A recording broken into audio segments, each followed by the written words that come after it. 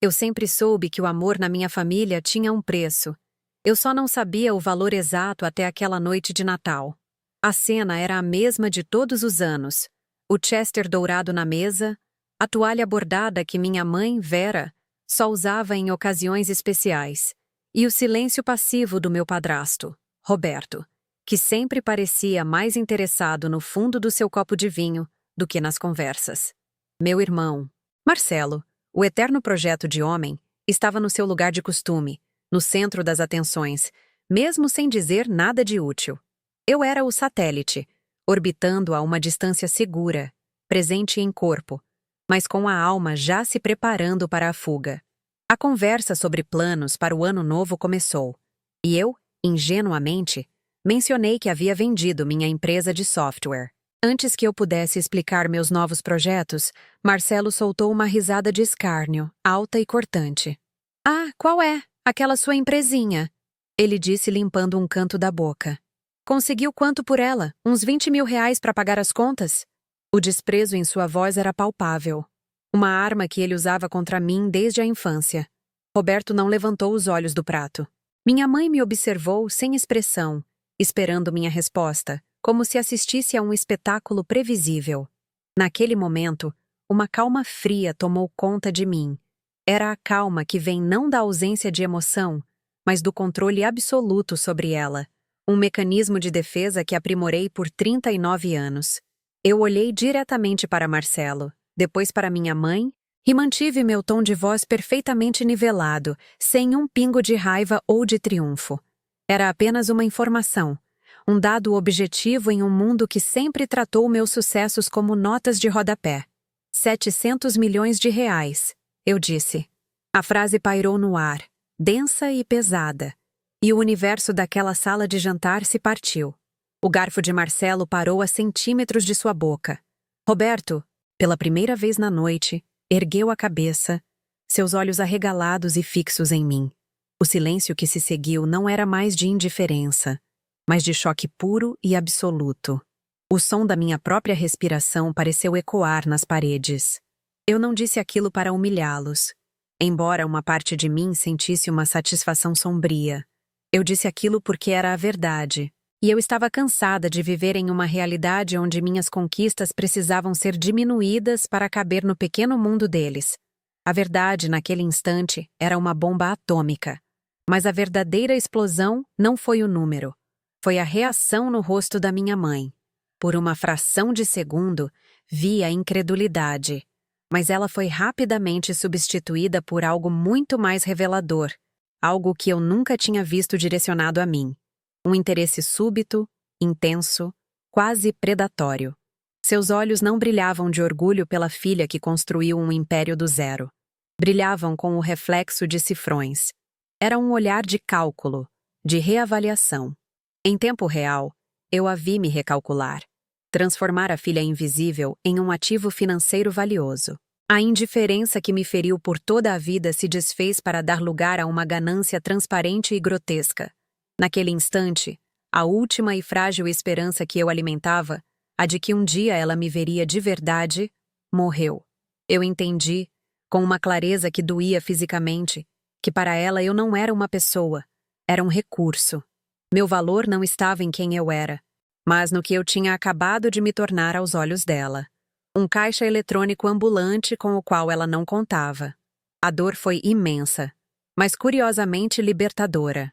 A ficha caiu.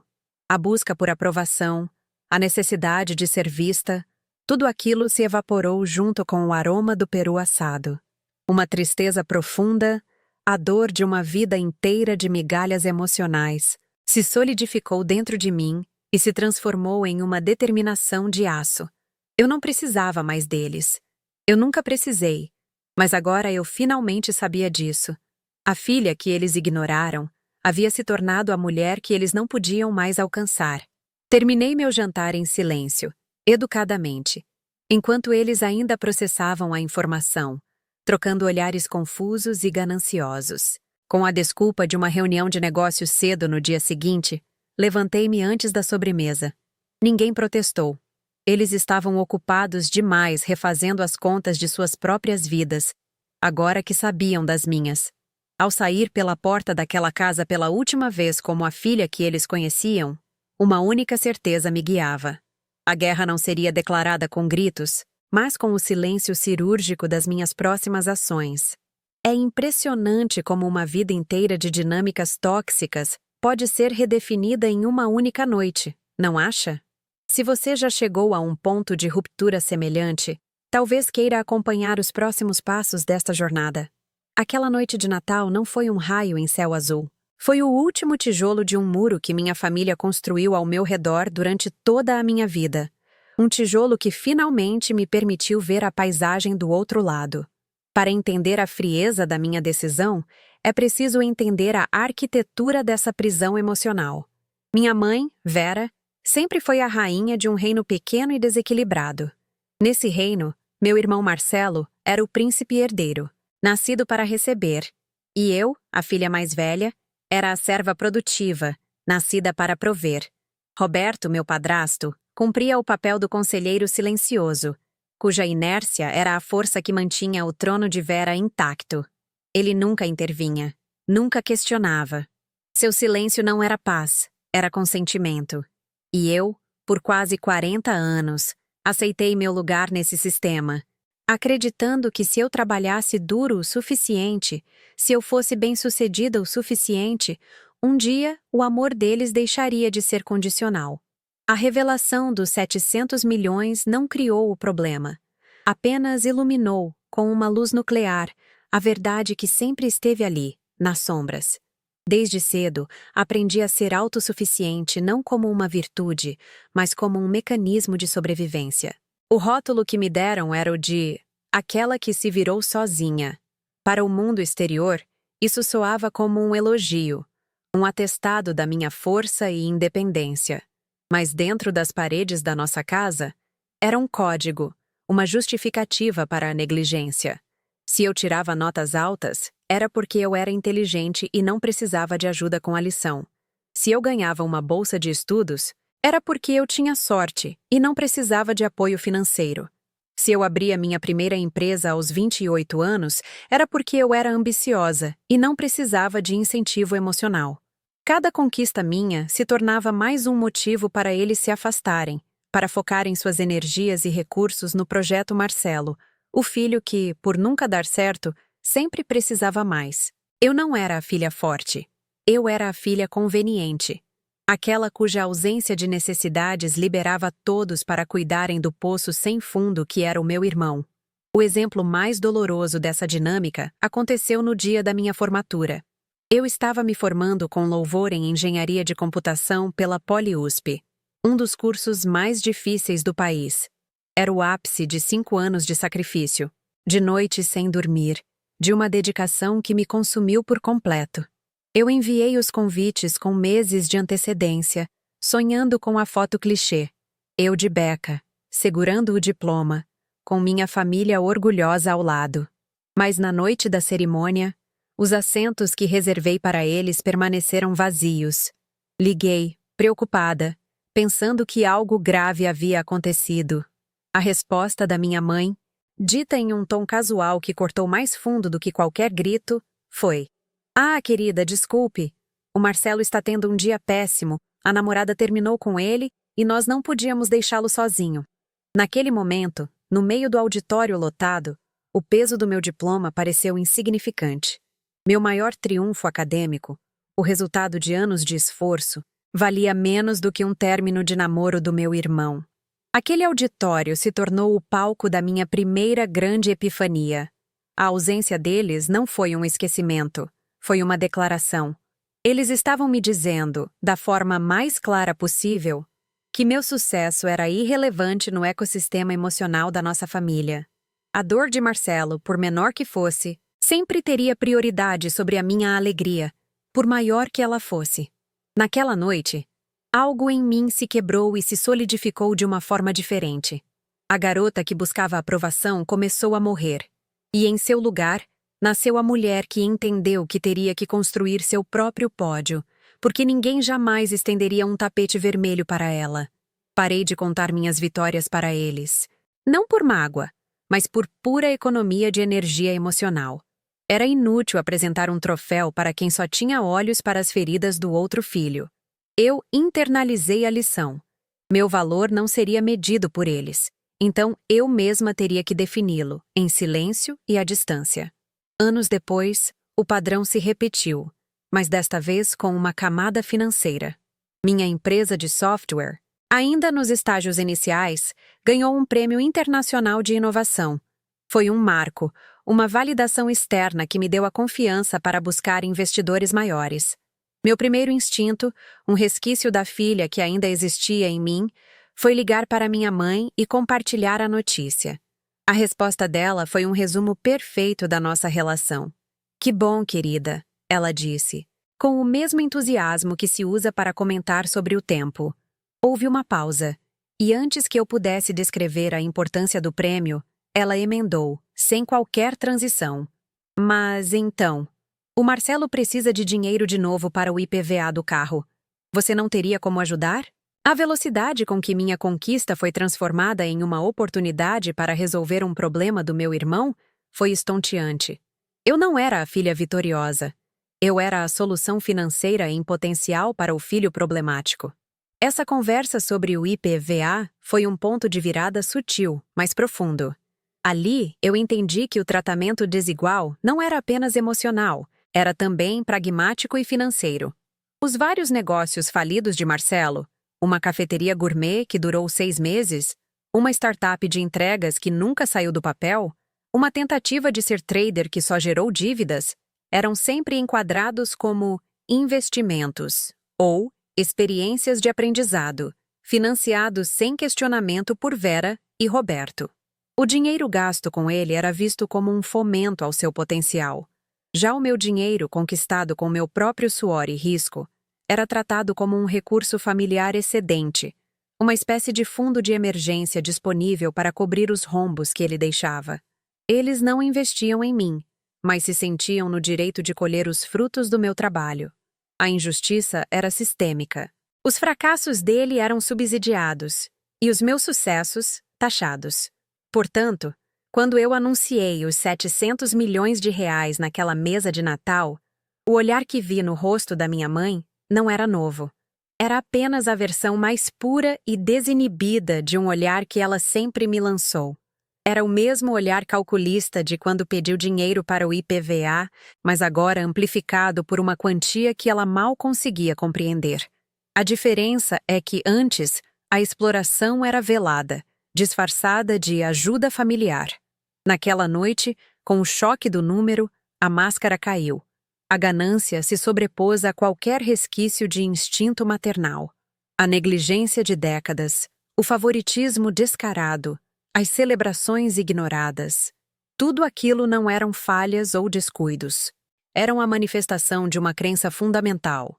Eu só existia para servir ao sistema que girava em torno de Marcelo. E naquela noite, eu finalmente entendi que a única maneira de vencer esse jogo era parar de jogar. A calmaria que se seguiu àquela noite de Natal durou exatamente 12 horas. Foi o tempo que eles levaram para processar o choque e transformá-lo em uma estratégia de ataque. O primeiro contato não foi um pedido de desculpas pelo desprezo de Marcelo, ou uma pergunta sobre meus projetos futuros. Foi uma mensagem de texto da minha mãe, Vera, às 10 da manhã do dia 25. "Isabela, seu irmão está muito abalado com a forma como você falou ontem. Ele acha que você estava se exibindo para nos humilhar. Acho que você deve uma conversa a ele." A manipulação era tão transparente que chegava a ser grosseira. Não havia menção ao valor, apenas a minha forma de falar. Eles estavam testando as águas, tentando me puxar de volta para o velho roteiro onde eu era a responsável pelos sentimentos frágeis de Marcelo, onde qualquer sucesso meu precisava ser suavizado para não ofuscar os fracassos dele. Eu li a mensagem e não senti raiva. Senti um cansaço profundo, o cansaço de quem corre a mesma maratona há 39 anos e só agora percebe que a linha de chegada não existe. Minha resposta foi o silêncio. Um silêncio que, para eles, era uma anomalia, uma quebra de protocolo inaceitável, Estavam acostumados com minhas tentativas de apaziguar, de explicar, de me justificar. Meu silêncio foi interpretado como uma declaração de guerra. Em questão de horas, meu celular se tornou uma zona de bombardeio. Dezenas de ligações de Vera, de Marcelo, até mesmo de Roberto, que nunca me ligava para nada. As mensagens de texto escalaram rapidamente da falsa preocupação para a chantagem emocional explícita. Sua mãe não dorme por sua causa, escreveu Marcelo. Como você pode ser tão fria? Depois de tudo que fizemos por você, enviou Vera. A frase, tudo que fizemos por você, ecoou na minha cabeça. O que eles tinham feito? Me deram um teto e comida, o básico. Mas em troca, exigiram que eu vivesse em um perpétuo estado de autossabotagem emocional, diminuindo minhas luzes para que a sombra deles parecesse menos escura. A pressão era imensa, uma tempestade de culpa projetada para me fazer ceder. O conflito interno que se instalou em mim era brutal. Uma parte de mim, a filha condicionada por décadas de negligência, gritava que eu estava sendo ingrata, que eu estava destruindo a família por orgulho. Essa voz me lembrava que, apesar de tudo, eles eram minha única família. O medo da solidão completa, de me tornar uma ilha, era paralisante. Eu me peguei repassando memórias, buscando momentos de carinho genuíno para justificar um recuo. Mas as imagens que vinham eram sempre as mesmas. Eu celebrando conquistas sozinha, eu consolando Marcelo após mais um fracasso, eu ouvindo minha mãe detalhar seus planos para o futuro dele, nunca o meu. A crença limitante que me assombrava era a de que, se eu impusesse limites, eu me tornaria a vilã da história deles, a filha rica e arrogante que esqueceu de onde veio. Era uma narrativa poderosa, e por um momento quase me convenceu. A pressão se tornou física no segundo mês. Marcelo apareceu sem avisar na portaria do meu prédio comercial na Faria Lima. O porteiro, treinado para não permitir visitas não agendadas, me ligou pelo interfone. Dona Isabela, seu irmão está aqui. Ele disse que é urgente. Pela câmera de segurança, eu o vi, impaciente, gesticulando. Pedi ao porteiro que perguntasse o que ele queria. A resposta voltou, clara e inacreditável.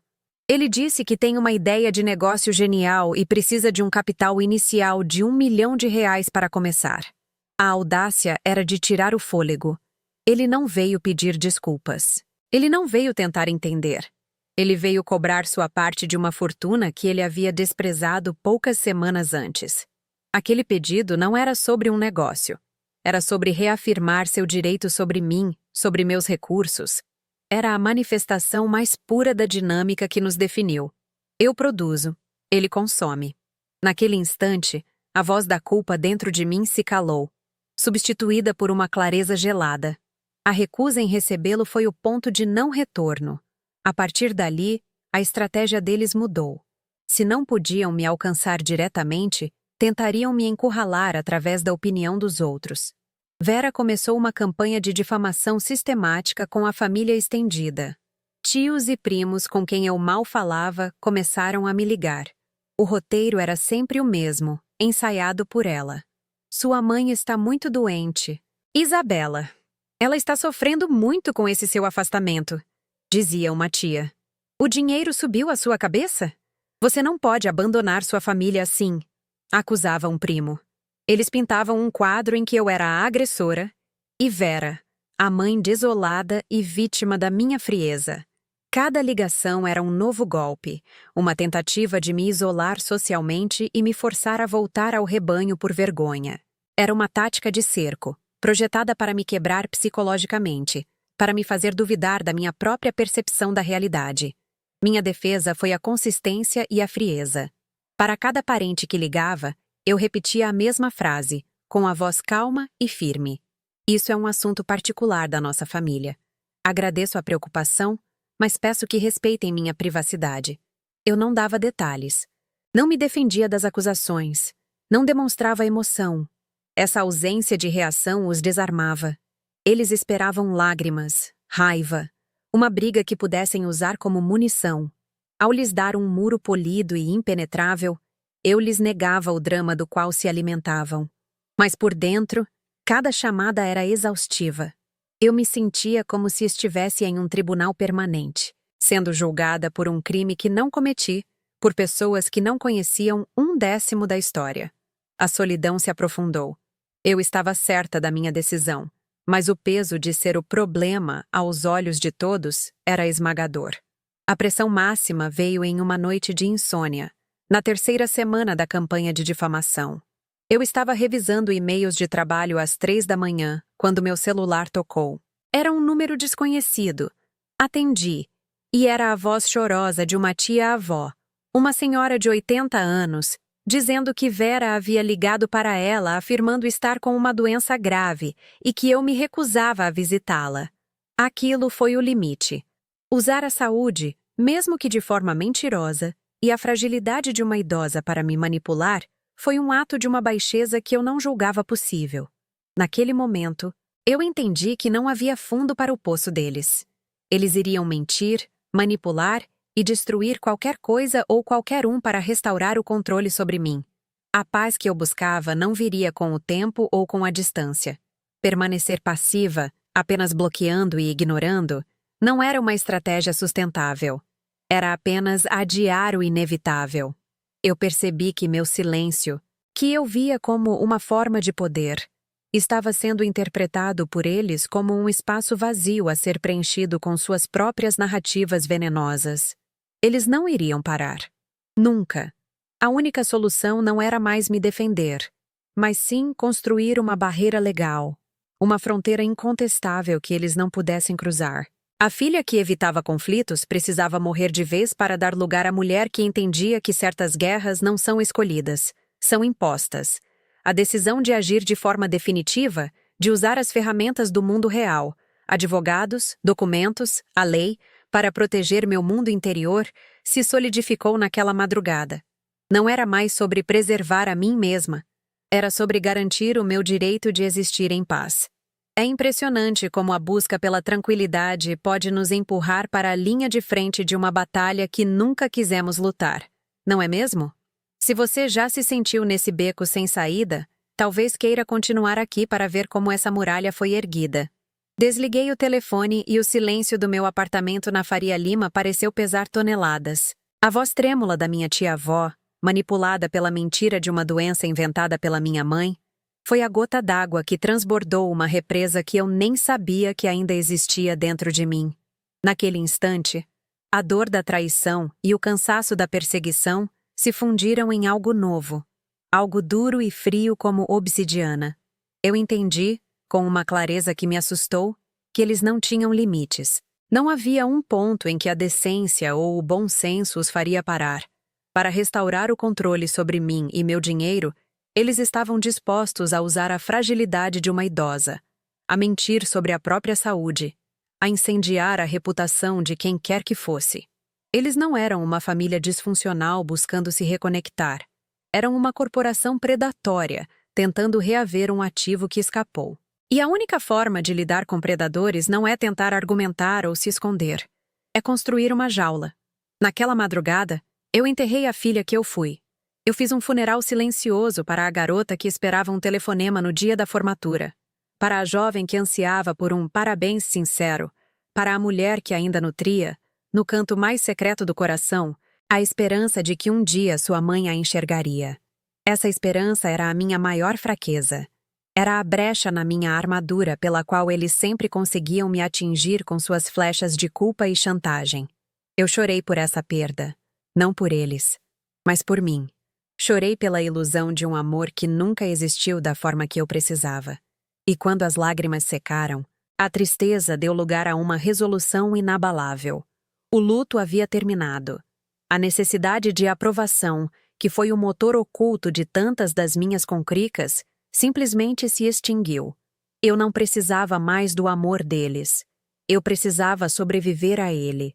E para isso, a Isabela que buscava afeto precisava dar lugar à Isabela que construía impérios. O amor, na minha família, era uma moeda de troca. E eu, por quase 40 anos, tentei comprá-lo com sucesso, paciência e compreensão, sem nunca perceber que a cotação era sempre desfavorável para mim. Naquela noite, eu decidi parar de negociar.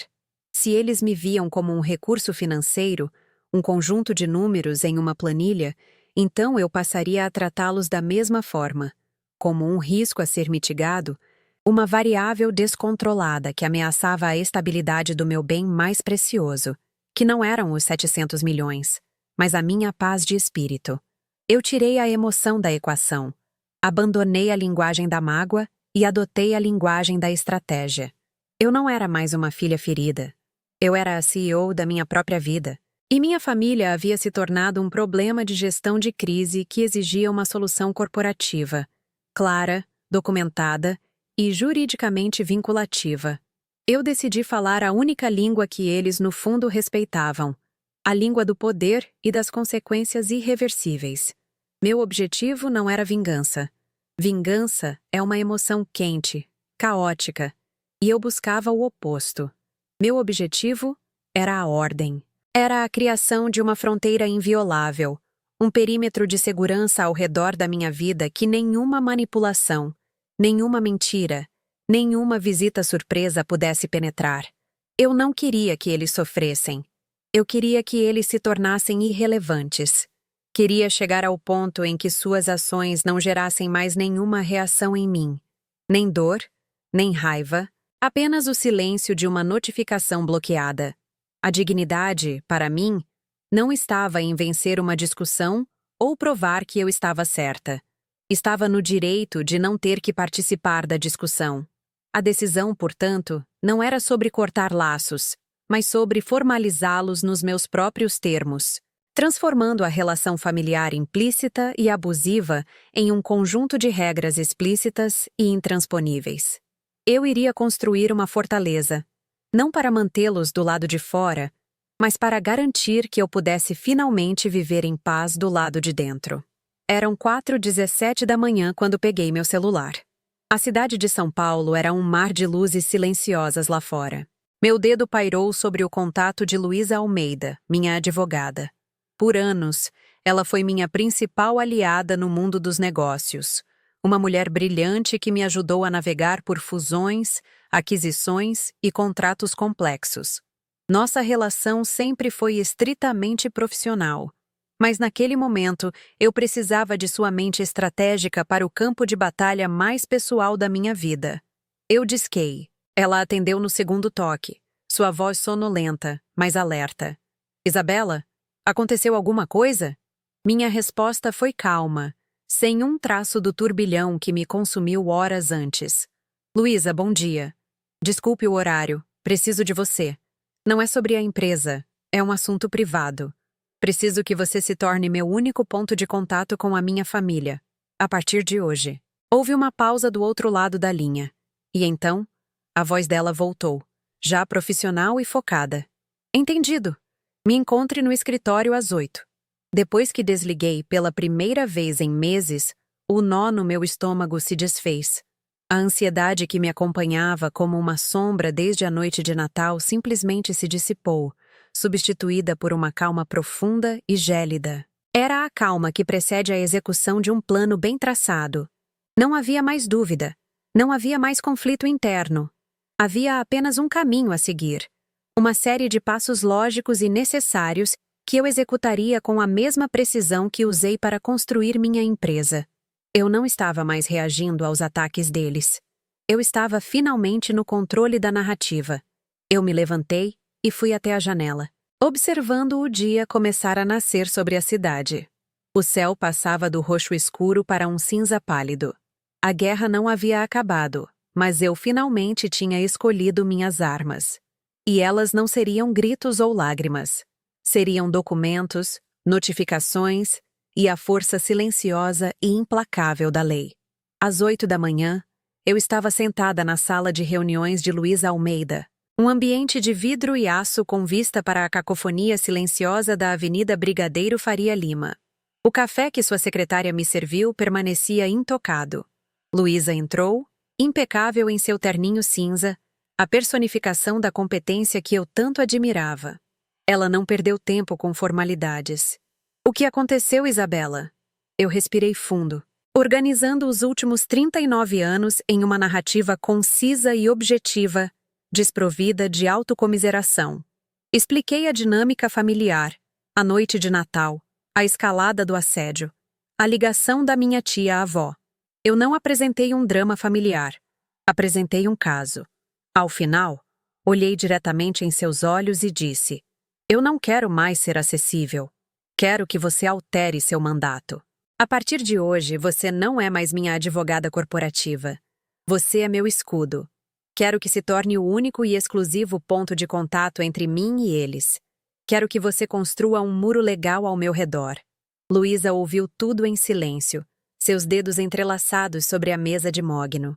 Ela não demonstrou surpresa ao julgamento, apenas uma atenção focada, a mesma que ela dedicava a uma cláusula complexa em um contrato de aquisição.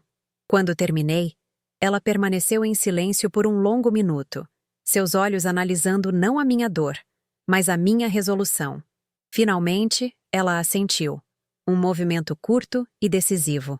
Entendido, disse ela, sua voz calma e firme. Isso se chama gestão de crise pessoal com amparo jurídico. É perfeitamente executável. Vamos delinear os protocolos. Primeiro, cessação total de contato direto. Segundo, centralização da comunicação. Terceiro, auditoria de vulnerabilidades. Quarto, notificação formal. A partir deste momento, você não fala mais com eles. Você não responde a mensagens. Você não atende a ligações. Qualquer tentativa de contato deles que fure nosso bloqueio é imediatamente reportada a mim. Eu sou seu firewall. Eles agora falam com Almeida em Associados, não com Isabela Mendes. A frieza profissional dela era exatamente o que eu precisava. Era um bálsamo. A primeira ação foi imediata e estranhamente libertadora. Ali mesmo, na frente dela, peguei meu celular.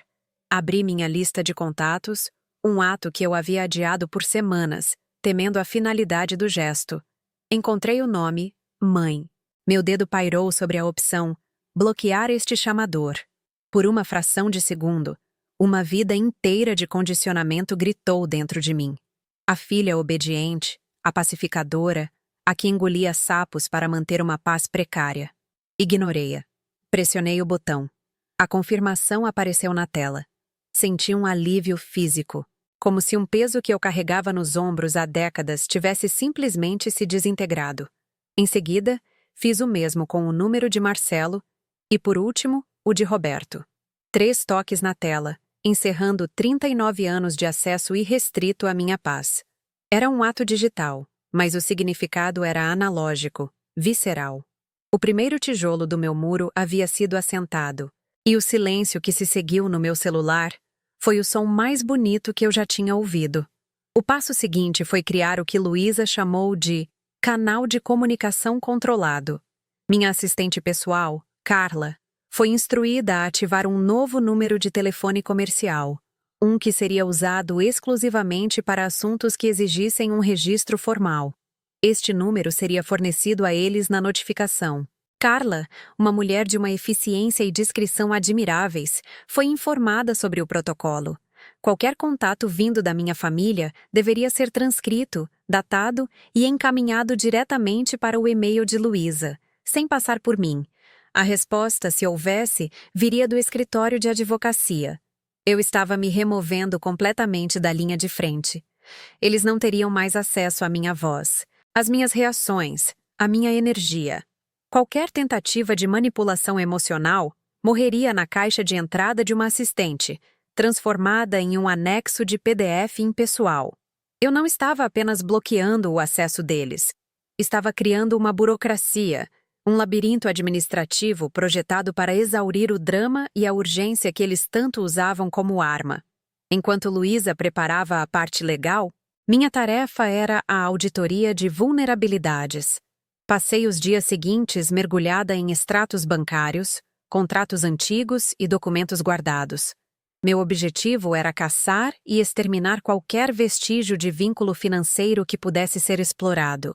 Eu procurava por contas conjuntas esquecidas da época da faculdade, procurações assinadas em momentos de ingenuidade, qualquer coisa que desse a eles a menor brecha para reivindicar algo ou criar problemas.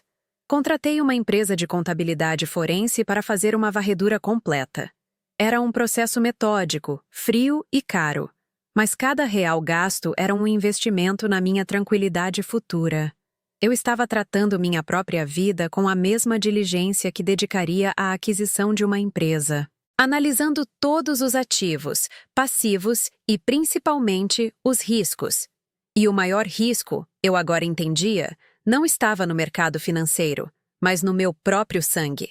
A auditoria revelou algo que me gelou a espinha, não pelo valor, mas pelo que representava. Havia uma conta poupança conjunta com minha mãe, aberta quando eu tinha 17 anos para guardar o dinheiro de um estágio. O saldo era irrisório, pouco mais de R$ 1.500 que eu havia esquecido completamente. Mas o nome dela estava lá, ao lado do meu. Legalmente, ela tinha tanto direito àquele dinheiro quanto eu. Era uma relíquia de um tempo em que eu confiava nela, um fio podre que ainda nos conectava. A existência daquela conta era a prova de que minha decisão não era um exagero. Era uma necessidade. Imediatamente, dei ordens para que a conta fosse encerrada e o valor transferido para uma instituição de caridade. Eu não queria aquele dinheiro. Eu queria o vínculo desfeito. Cada documento que eu assinava, cada conta que eu fechava, era um ato de purificação, de retomada de soberania sobre o meu próprio patrimônio e, por extensão, sobre a minha vida. Após uma semana de trabalho meticuloso, Luísa me chamou ao seu escritório para revisar o rascunho da notificação. O texto era uma obra-prima de impessoalidade jurídica. Não continha uma única palavra de acusação ou emoção. Era curto, formal e inquestionável. Prezados senhores Vera, Marcelo e Roberto, começava. Por meio desta, a nossa cliente, senhora Isabela Mendes, informa que, por razões de ordem estritamente pessoal, está suspendendo temporariamente toda e qualquer forma de comunicação direta. Para assuntos de caráter urgente e inadiável, solicitamos que o contato seja feito exclusivamente através deste escritório. Quaisquer outras tentativas de contato direto serão devidamente registradas. Não havia espaço para interpretação. Não havia brecha para uma resposta dramática. Era um comunicado, não um convite ao diálogo. Era o equivalente legal de uma porta de aço se fechando. Eu li, reli e assenti. Perfeito. Pode enviar. A notificação foi enviada por e-mail com confirmação de leitura e também por carta registrada com aviso de recebimento para o endereço deles. Eu queria um rastro de papel, uma prova incontestável de que eles haviam sido formalmente comunicados. Aquele ato marcou o fim da fase de preparação. O plano estava em movimento. As defesas estavam erguidas. Eu não sentia triunfo, nem mesmo raiva. Sentia uma calma estranha, a calma de um engenheiro que acaba de inspecionar a estrutura de uma barragem antes da chegada da tempestade. Eu sabia que a reação viria. Sabia que seria barulhenta, furiosa e cheia de tentativas de me pintar como a vilã. Mas, pela primeira vez, eu não estaria lá para ouvir. O som da fúria dele seria absorvido pelos meus advogados, transformado em relatórios e arquivado como evidência. Eu havia construído minha fortaleza, não com tijolos e argamassa, mas com protocolos, documentos e a lei. O silêncio que se seguiu ao envio da notificação foi o mais tenso da minha vida.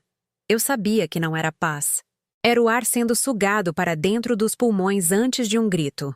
Cada passo que dei foi calculado para me proteger, para criar uma distância segura entre a vida que eu queria viver e a toxicidade que eu estava deixando para trás.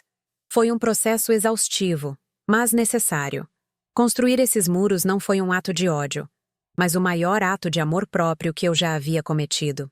Eu me pergunto quantas pessoas por aí já sentiram a necessidade de construir suas próprias fortalezas, não para manter o mundo do lado de fora, mas para proteger quem elas são do lado de dentro. Se você continua comigo até aqui, talvez seja porque, de alguma forma, você entende a arquitetura dessa necessidade.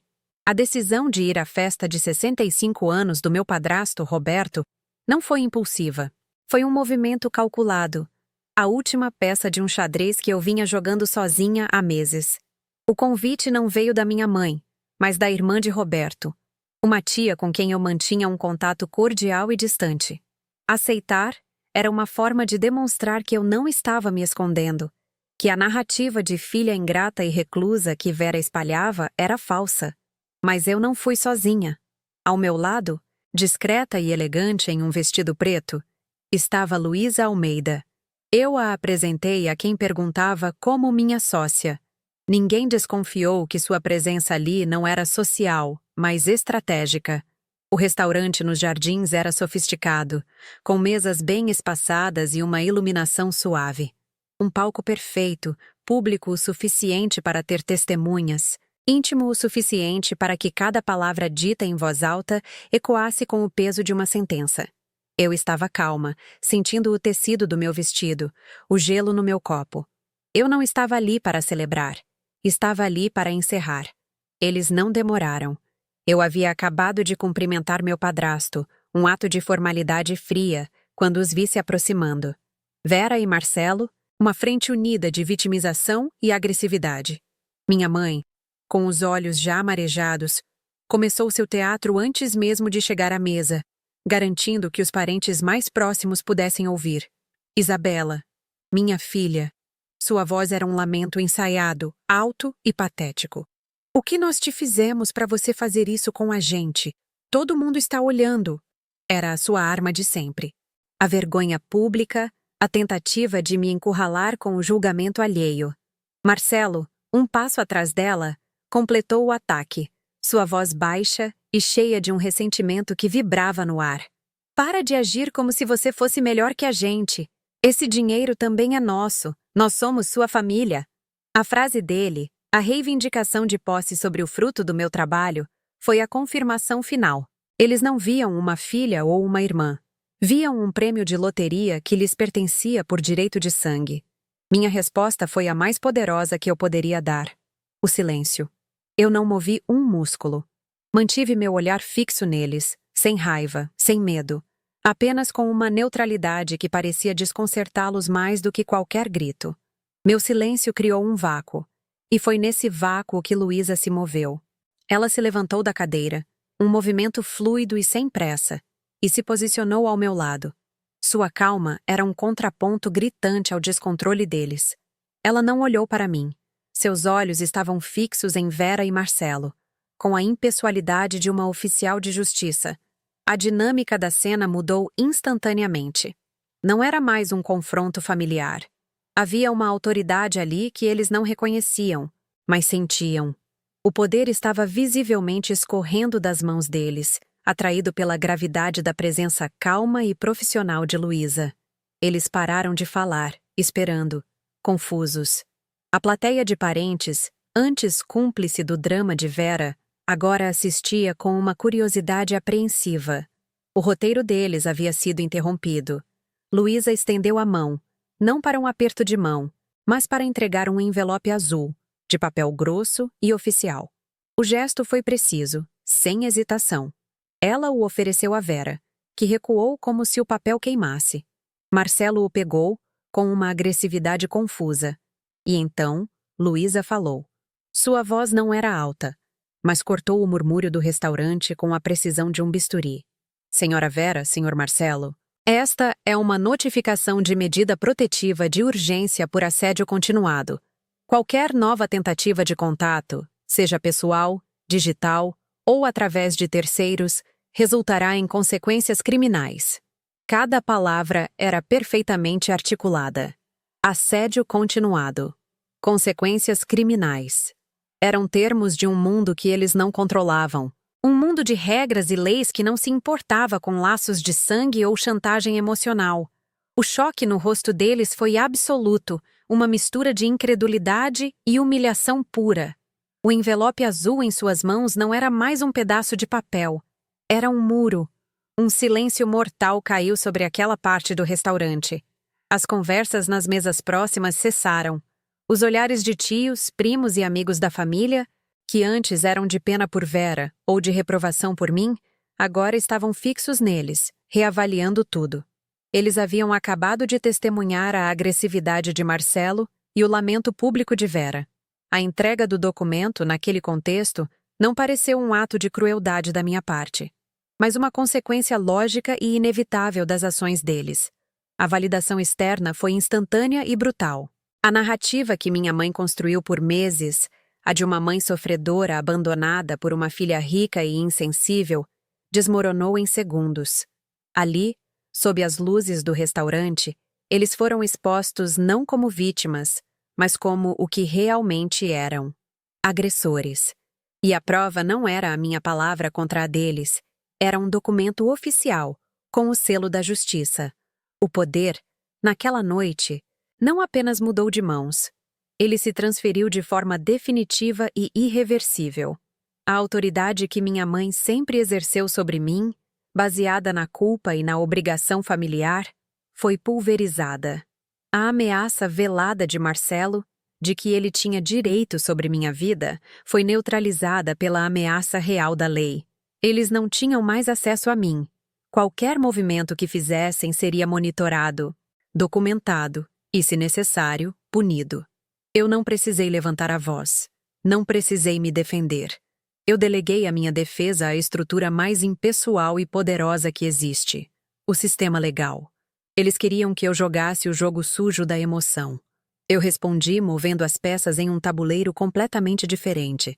Um tabuleiro onde eles não conheciam as regras e não tinham mais nenhum movimento possível. A filha que eles silenciaram a vida inteira agora tinha a lei como seu porta-voz. Eu não esperei para ver a reação completa. Não havia nada mais a ser dito. Assenti para Luísa, um gesto mínimo de agradecimento.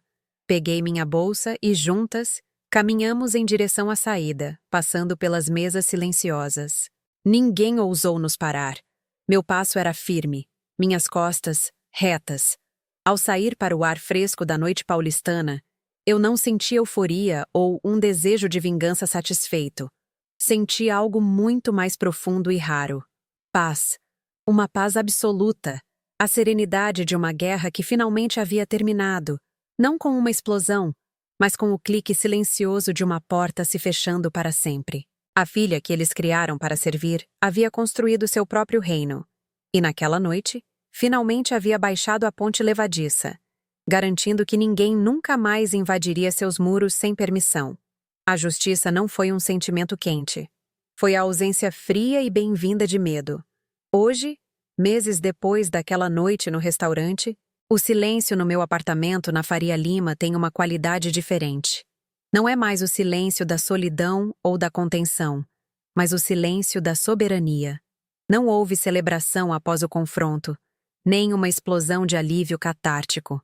O que senti, e ainda sinto, é a calma profunda que se instala após uma tempestade devastadora.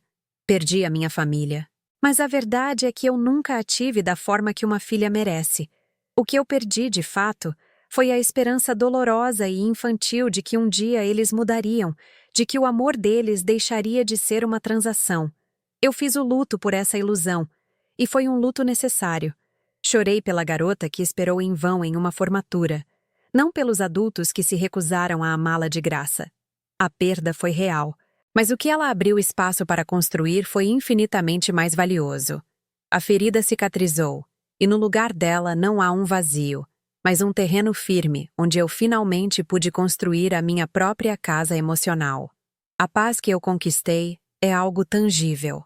É acordar de manhã e o primeiro sentimento não ser uma pontada de ansiedade antecipando a próxima crise familiar. É o meu celular tocando e eu saber que é sobre trabalho ou um dos poucos amigos que mantive. Não uma nova exigência ou uma dose de chantagem emocional. É poder me concentrar nos meus novos projetos, em filantropia e em mentorias para jovens empreendedoras, com a mente livre do ruído tóxico que me consumiu por tanto tempo. Meus dias não são mais uma sucessão de reações defensivas. São uma série de escolhas conscientes. Eu aprendi a diferenciar a solidão do isolamento. O que eles me impunham era isolamento, mesmo quando estávamos no mesmo cômodo. O que eu escolhi para mim é uma solidão seletiva e poderosa, preenchida por propósito e tranquilidade. O preço dessa paz foi alto, mas a manutenção daquela guerra teria me custado a alma. E essa é uma moeda que eu não estava mais disposta a pagar. A mulher que construiu um império de software do zero finalmente aprendeu a aplicar a mesma lógica implacável para proteger seu ativo mais importante, ela mesma. Por anos, eu separei a Isabela CEO, estratégica e assertiva, da Isabela filha, complacente e esperançosa. A crise me forçou a fundir as duas. Percebi que minha maior força não era a capacidade de criar algoritmos, mas a de construir sistemas. E a minha vida familiar era um sistema falido que precisava ser descontinuado, não consertado. A crença limitante de que eu seria a vilã, se impusesse limites, se desfez quando entendi que, no roteiro deles, eu já era a vilã de qualquer maneira. A vilã que não compartilhava, que não cedia, que não servia. Ao aceitar esse papel na narrativa deles, eu me libertei para ser a heroína da minha própria história. Meu valor não é mais medido pela aprovação deles ou pelo saldo da minha conta. Meu valor está na minha integridade, na minha resiliência e na minha recém-descoberta capacidade de dizer não. Eu não tenho notícias diretas deles. Luísa me informa, trimestralmente, que não houve nenhuma tentativa de violar a medida protetiva. Eles desapareceram da minha vida como fantasmas de um passado que já não me assombra. Não sei se sentem remorso e, sinceramente, não me importa. A minha jornada não é mais sobre eles. É sobre o que eu construo a partir de agora. Olhando pela janela do meu escritório, vendo a cidade pulsar lá embaixo, eu entendo a moral implícita de tudo isso. 700 milhões de reais não compraram a minha felicidade. Eles apenas iluminaram o preço da minha infelicidade. A verdadeira riqueza não está em um número, mas no poder de traçar suas próprias fronteiras e na coragem de defender o território da sua própria paz. E essa é uma fortuna que ninguém pode tirar de mim, porque fui eu quem a construí, tijolo por tijolo, silêncio por silêncio. E ela finalmente não está à venda.